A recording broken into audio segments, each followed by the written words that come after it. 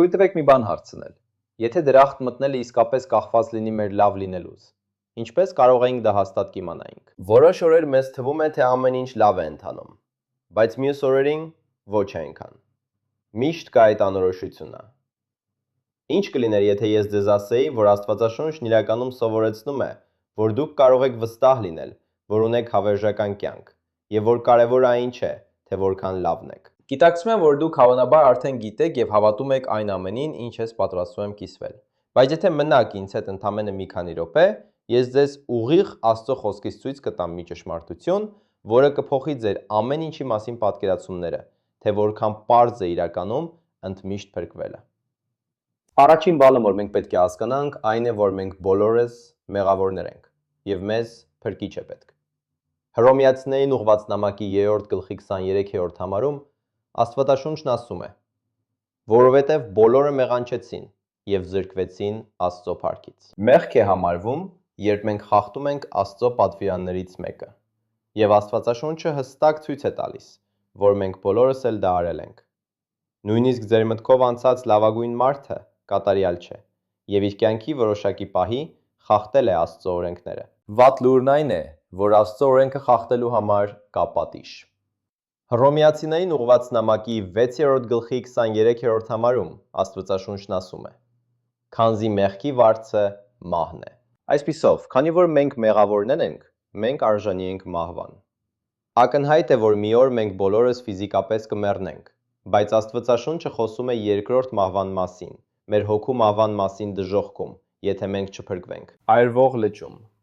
որը երկրորդ մահն է։ Դա ներառում է նաև քեզ եւ ինձ։ Նույնիսկ եթե մեր միակ վատ բանը ստելն է եղել, մենք միևնույն է խախտել ենք Աստծո օրենքը եւ արժանի ենք դժոխք գնալուն։ Տեսնում եք, խնդիրը նրանում չէ, թե որքան մեղք ունենք կամ ինչ տեսակի մեղք, այլ պարզապես այն փաստն է, որ մենք մեղք ունենք,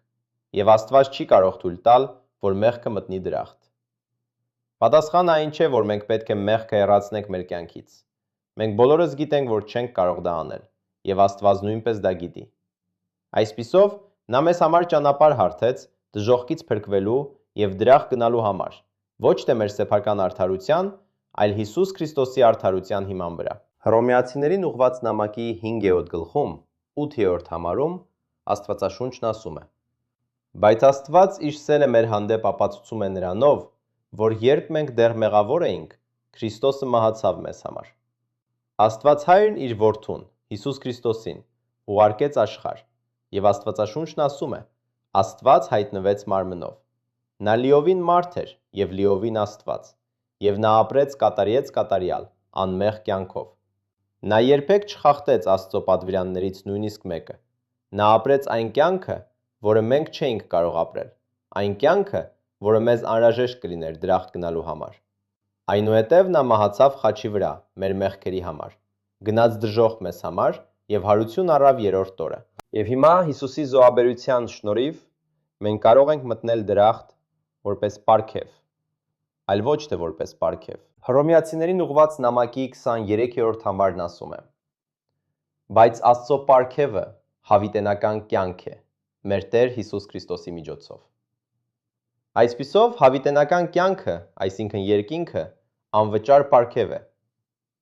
Եփեսացիներին ուղված նամակի 2-րդ գլխի 8-րդ եւ 9-րդ համարներում Աստվածաշունչն ասում է. որովհետև շնորհքով եք փրկված հավատքի միջոցով, եւ դա ձեզանից չէ, այլ Աստծո պարգևն է, ոչ թե գործերից, որպեսզի ոչ ոք չպարծենա։ Ես նախկինում հավատում էի, որ դրախտը պարգև է այն բարի գործերի համար, որոնք ես փորձում էի անել, Աստծուն ծառայելու եւ ճիշտ ապրելու իմ ջանքերի համար։ Ճշմարտությունն այն է, որ ես վստահում էի ինքս ինձ, փրկության համար, հույս ունենալով, որ իմ բարի գործերը ինձ տեղ կապահովեն դրախտում։ Սա էր խնդիրը։ Հիսուսը իմ փրկիչը չէր, որովհետև ես փորձում էի լինել իմը։ Լավ լուրն այն է, որ մենք պարզապես պետք է փրկությունը ստանանք որպես պարգև։ Այն պարգևը, որի համար Հիսուսն արդեն վճարել է։ Այսպիսով, ահա թե ինչն է պարզ։ Մենք մեղավորներ ենք դժոխքի ճանապարհին, բայց Հիսուսը մահացավ մեր մեղքերի համար, թաղվեց եւ հայություն առավ։ Հիմա նա փրկությունը առաջարկում է որպես անվճար պարգև, եւ դա այն չէ, ինչ մենք վաստակում ենք։ Դա այն է, ինչ նա վաստակել է եւ առաջարկում է մեզ։ Ամեն ինչ նրա եւ մեզ համար նրա զոհաբերության մասին է։ Հռոմեացիներին ուղված նամակի 6-րդ գլխի 23-րդ համարում ասվում է, որ Աստծո պարգևը հավիտենական կյանքն է։ Եվ այդ հավերժական բառը նշանակում է ամեն կայացնող։ Եվ այդ հավերժական բառը նշանակում է հավիտյան։ Թույլ տվեք հարցնել ձեզ. քանի անգամ է ձեզ անհրաժեշտ ստանալ մի պարգև, որը հավիտյան է տևում։ Միայն մեկ անգամ։ Փրկությունը միանգամյա իրադարձություն է, երբ մենք վստահում ենք նրան, որ փրկի մեզ, եւ նա մեզ տալիս է հավիտենական կյանք։ Փրկությունը հավիտենական է, քանի որ Հիսուսն արդեն վճարել է մեր բոլոր մեղքերի համար, նույնիսկ այն մեղքերի համար, որոնք մենք կգործենք ապագայում։ Դրանք արդեն վճարված են։ Դուք կարող եք մտածել, եթե մենք մեկ անգամ փրկվենք, արդյոք դա նշանակում է, որ մենք կարող ենք պարզապես ապրել այնպես, ինչպես ուզում ենք եւ գնալ դրախտ։ Դա լավ հարց է, եւ պատասխանը այո, քանի որ երբ մենք փրկվում ենք, մենք դառնում ենք Աստծո զավակ։ Այսպիսով, այդ գիտելիքով, իմանալով, որ ես հավիտյան փրկված եմ եւ Աստծո զավակ, եթե ես խախտեմ նրա պատվիրանները եւ մեղանչեմ, նա կուղի ինձ այստեղ, երկրի վրա, բայց նա երբեք չի ուղարկի իմ հոգին դժոխք, քանի որ նա իմ փրկիչն է եւ իմ հայրը։ Փրկությունը հեշտ է, դա անվճար պարգև է, որի համար Հիսուսը վճարել է։ Սակայն մեր քայլքը Աստծո հետ փրկությունից հետո, ինչպես ցանկացած հարաբերություն, պահանջում է աշխատանք, բայց դրանք առանձին են։ Դուք կարող եք փրկվել եւ վատ հարաբերություններ ունենալ Աստծո հետ, բայց դուք դեռ նրա զավակն եք։ Սա կարևոր է, քանի որ եթե ես հավատում եմ, որ կարող եմ կորցնել փրկությունը որևէ պատճառով, ապա իրականում ես հավատում եմ, որ իմ փրկությունը կախված է ինձանից, այլ ոչ թե Հիսուսից եւ նրա ավարտված գործից։ Այսինքն, ես վստահում եմ ինքս ինձ, այլ ոչ թե Հիսուսին։ Երբ ես հավատում եմ, որ փրկությունը հավերժական է, դա ցույց է տալիս, որ իմ հավատը 100%-ով հիմնված է Հիսուսի զոհաբերության վրա, եւ որ դա բավարար է ինձ փրկելու համար։ Դա ամբողջովին կապված է այն բանի հետ, թե ինչին ենք մենք վերջնականապես վստահում դրախտ գնալուն, կամ մեզ, կամ Հիսուսին։ Ահա թե ինչու Գործք առաքելոց 16-ի 31-րդ եւ 31-րդ համարներում Աստվածաշունչն ասում է. «Եվ նրանց դուրս հանելով ասաց. Տեր, ինչ պետք է անեմ, որ փրկվեմ»։ Ուշադրություն դարձրեք, որ փրկվելու համար մեզ անհրաժեշտ է միայն հավատալը։ Հովհաննեսի 31-րդ գլխում Հիսուսն ասել է. «Որովհետև Աստված այնքան սիրեց աշխարհը, որ իր միածին որդուն տվեց, որպեսզի ամեն ոք, ով հավատում է նրան, չկորչի, այլ ունենա հավիտենական կյանք»։ Դուք կարող եք ասել, դե ես արդեն հավատում եմ Հիսուսին, եւ ես չեմ կասկածում, որ դուք հավատում եք Աստծուն եւ հավատում եք Աստվածաշնչին։ Բայց Հիսուսի մասին ինչ-որ բաներին հավատալը եւ միայն նրան վստահելը փրկության համար երկու տարբեր բաներ են։ Նախկինում, երբ դուք հավատում էիք, որ դրախտը ձեր գործերի հիման վրա պարգև է, կամ որ կարող եք կորցնել ձեր փրկությունը, ապա վերջին հաշվով դուք վստահում էիք ինքներդ ձեզ փրկության համար, այլ ոչ թե Հիսուսին։ Ես հասկանում եմ, որ դա ձեզ դնում է համեստ դիրքում, եւ հիշում եմ, երբ ինչ-որ մեկը ցույց տվեց դա ինձ, եւ ես ստիպված էի որոշել։ Ես կարող էի շարունակել հավատալ այն ամենին, ինչ արել եմ նախկինում, կամ հավատալ այն ամենին, ինչ ասել է Աստծո խոսքը, եւ փոխել այն մարդուն, ում վստահում էի ինձ փրկելու համար։ Հավերժական կյանք ստանալը նշանակում է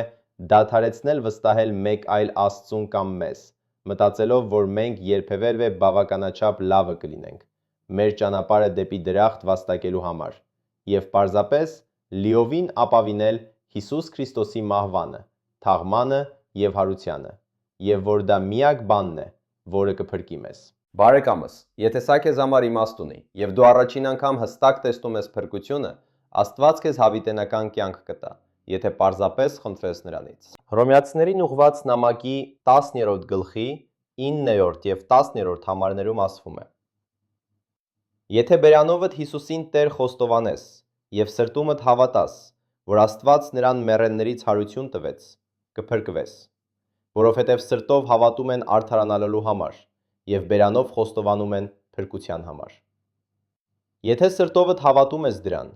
ապա խոստովանիր Տիրոջը, եւ նա քեզ հավիտյան կփրկի։ Ես կցանկանայի առաջնորդել ձեզ այդ աղոթքում։ Դուք կարող եք կրկնել ինձ հետո։ Սիրելի Աստված, ես գիտեմ, որ մեղավոր եմ եւ արժանի եմ դժոխք գնալուն, բայց ես հավատում եմ, որ դու մեռար ինձ համար, թաղվեցիր եւ հարություն արար։ Խնդրում եմ, փրկիր ինձ հավիտյան եւ տուր ինձ հավիտենական կյանքի պարգևը։ Ես միայն քեզ եմ վստահում եւ այլևս ոչ թե իմ սեփական բարի գործերով։ Շնորհակալություն Հիսուս։ Ամեն։